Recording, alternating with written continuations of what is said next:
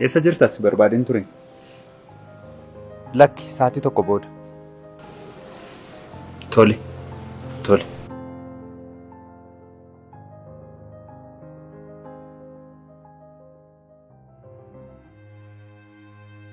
Tamboo aarsuun hagama kana miidhe eenyu caalaa natti himteetta.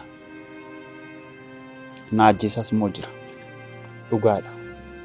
Akkuma ati kanaan dura naan jette haala kanaan kanan itti fufu yoo ta'e guyyoota muraasa booda hiriyaa jirraa jedhamu tokkoon qaban ture.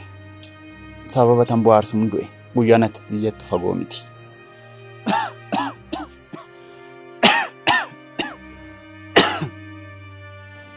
Naamani qarree du'aa irra hin jira.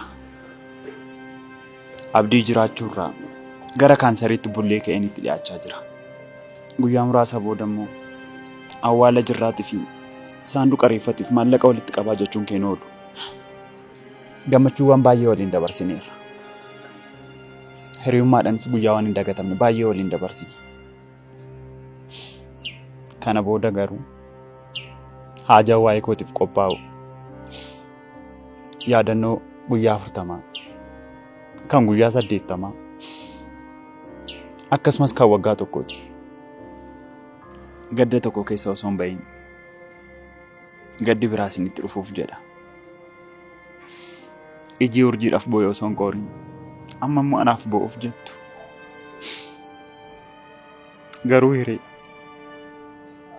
osoo hin du'in dura waan tokko si kadhachuu barbaada. Lubbuu koonaaf baraari.